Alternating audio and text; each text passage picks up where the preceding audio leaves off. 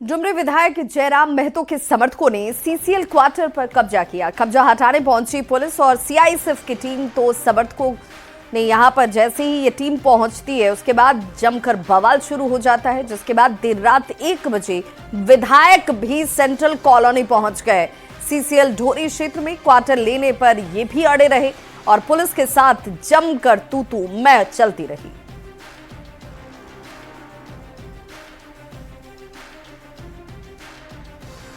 वहीं इस मामले पर देखिए बयानबाजी भी अब तेज हो चुकी है। बीजेपी ने कहा कि विधायक की अपनी गरिमा और जिम्मेदारी होती है, किसी भी तरह से इसे सही नहीं ठहराया जा सकता है। तो विधायक जी पहुंच गए इस क्वार्टर पर कब्जा करने के लिए और जैसे ही वो वहां पर पहुंचते हैं, जो स्थानीय पुलिस थी स्थिति को कंट्रोल करने का प्रयास कर रही थी, उसके साथ उनकी तू मैं शुरू हो गई।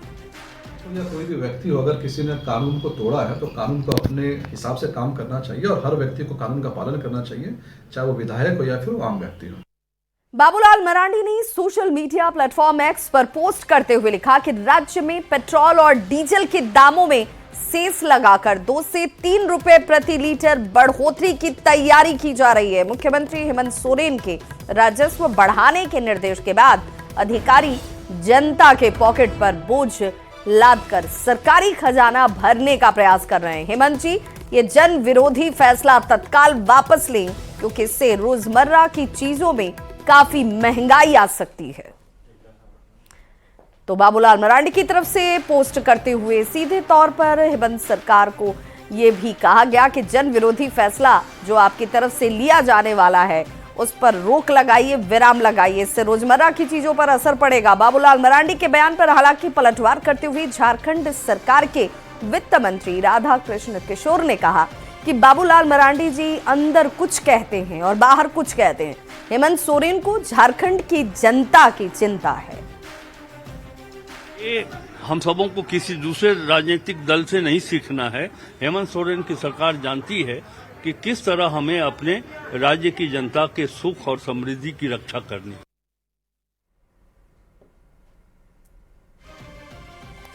बीजेपी प्रदेश अध्यक्ष बाबूलाल मरांडी ने आरोप लगाया है कि सरकार पेट्रोल और डीजल पर सेस लगाकर प्रति लीटर 2 से 3 रुपए वसूलने की तैयारी कर रही है। आपको बताते चलें कि पेट्रोल और डीजल पर सेस लगाने से सरकार को करीब 350 करोड़ रुपए का अतिरिक्त राजस्व प्राप्त हो सकता है। बीजेपी सांसद आदित्य साहू ने कहा कि इससे राज्य को नुकसान झेलना पड़ सकता है। उन्होंने ये भी कहा कि एक तरफ मैया को सम्मान दिया जा रहा है तो दूसरी तरफ मैया को महंगाई के बोझ तले दबाया जा रहा है। इस आरोप पर जेएमएम ने कहा कि राज्य हित में बड़े फैसले लेने पड़ते हैं। तो पैसा देना चाहते हैं और दूसरी तरफ भाइयों को चाहे उनके अभिभावकों से उस पैसा को वसूलना चाहते हैं। तो दोहरी नीति का जो काम करे इस राज्य में, इससे आम जन प्रभावित होने का काम करेगा। इस आने वाला समय में झारखंड विकास कोशिशों से दूर चला जाएगा और तबाही नजर आएगी। और जब पेट्रोल डीजल में जब दाम में वृद्धि होगी तो स्वाभाविक है कि अन्य सारी वस्तुओं में भी दाम का बढ़ना तय है, जिसका सीधा बोझ जनता के माथे पर जाएगा। अभी आवश्यक है वित्तीय प्रबंधन के लिए, विभिन्न योजनाओं के क्रियान्वयन के लिए कि राज्य, चूंकि राज्य के पास सीमित संसाधन है, लिमिटेड रिसोर्सेज हैं, तो कुछ कठोर फैसले लेने होते हैं। 2 रुपए का प्रस्ताव है, ठीक है, थोड़ा लोगों को थोड़ी परेशानी होगी, लेकिन उससे कई एक योजनाएं धरातल पर उतरेंगी। कांग्रेस की ओर से शताब्दी समारोह का आयोजन किया गया। महात्मा गांधी के कांग्रेस अध्यक्ष बनने के 100 साल पूरे होने पर शताब्दी समारोह का आयोजन किया गया और शताब्दी समारोह में मंत्री राधा कृष्ण किशोर शामिल हुए। इस कार्यक्रम के दौरान कांग्रेस भवन में महात्मा गांधी की तस्वीरों के साथ एक प्रदर्शनी लगाई गई। इस प्रदर्शनी में 26 दिसंबर 1924 की तस्वीरों के साथ महात्मा गांधी की यादगार तस्वीरों से प्रदर्शनी को सजाया गया था।